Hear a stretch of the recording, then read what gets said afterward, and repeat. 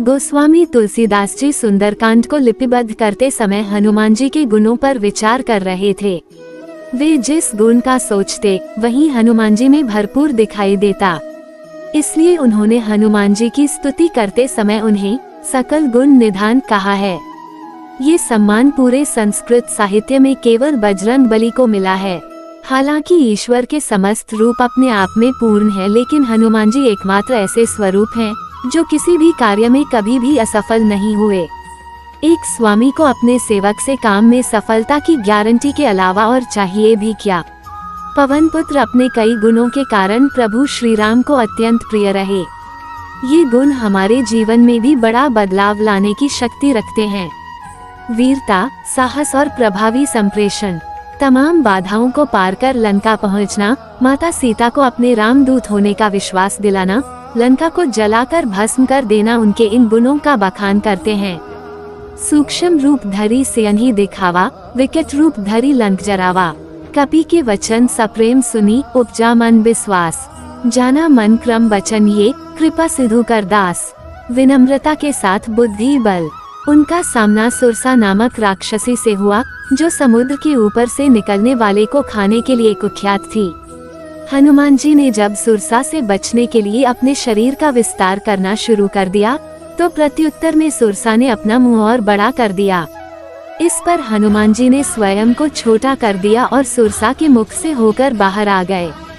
हनुमान जी की इस बुद्धिमत्ता से सुरसा संतुष्ट हो गई और उसने हनुमान जी को आगे बढ़ने दिया। अर्थात केवल बल से ही जीता नहीं जा सकता, बल्कि विनम्रता के साथ बुद्धिमत्ता से भी कई काम आसानी से किए जा सकते हैं। जस जस सुरसा बदनू बढ़ावा, तासु दून कपि रूप देखावा। समर्पण और आदर्श। राम जी के प्रति हनुमान जी की अपार श्रद्धा, विश्वास और सम्मान के प्रति समर्पण अतुल्य था। उनकी अनुपस्थिति में भी उनके मान की रक्षा का ध्यान रखा। जब रावण की सोने की लंका को जलाकर जब हनुमान जी दोबारा सीता जी से मिलने पहुँचे, तो सीता जी ने कहा, पुत्र हमें यहाँ से ले चलो। इस पर हनुमान जी ने कहा कि माता, मैं आपको यहाँ से ले चल सकता हूँ, पर मैं नहीं चाहता कि मैं आपको रावण की तरह यहाँ से चोरी से ले जाऊँ। रावण का वध करने के बाद ही प्रभु श्री राम आदर सहित आपको ले जाएंगे। इन्हीं गुणों के बलबूते हनुमान जी ने अष्ट सिद्धियों और सभी 9 नवनिधियों की प्राप्ति की। लंका में रावण के उपवन में हनुमान जी और मेघनाथ के मध्य हुए युद्ध में मेघनाथ ने ब्रह्मास्त्र का प्रयोग किया। हनुमान जी चाहते तो वे इसका तोड़ निकाल सकते थे, लेकिन उन्होंने ऐसा नहीं किया, क्योंकि वे उसका महत्व कम नहीं करना चाहते थे। इसके लिए उन्होंने ब्रह्मास्त्र का तीव्र आघात सह लिया। हालांकि ये प्राणघातक भी हो सकता था। तुलसीदास जी ने हनुमान जी की मानसिकता का सूक्ष्म चित्रण इस पर किया है। ब्रह्मा अस्त्र ते ही साधा, कपि मन कीन विचार। जो न ब्रहसर मानहु, महिमा मिटहि अपार। सदैव सचेत रहना। किसी भी संकट के समय अपना मनोबल बनाए रखते व मस्तिष्क का संतुलन नियंत्रित भाव से रखते रहे। लक्ष्मण जब शक्ति लगने से अचेत हुए, तब हनुमान जी का पहाड़ जाकर संजीवनी को पहाड़ सहित उठा लाना इसी का उदाहरण है। ऐसा वे इसलिए कर पाए क्योंकि उनके अंदर निर्णय लेने की असीम क्षमता थी। उनका ये गुण अपने दिमाग को सक्रिय रखने के लिए प्रेरित करता है। बौद्धिक कुशलता, वफादारी और नेतृत्व क्षमता। समुद्र में पुल बनाते वक्त अपेक्षित कमजोर और उद्दंड वानर सेना से भी कार्य निकलवाना उनकी विशिष्ट संगठनात्मक योग्यता का परिचायक है। राम रावण युद्ध के समय उन्होंने पूरी वानर सेना का नेतृत्व संचालन प्रखरता से किया।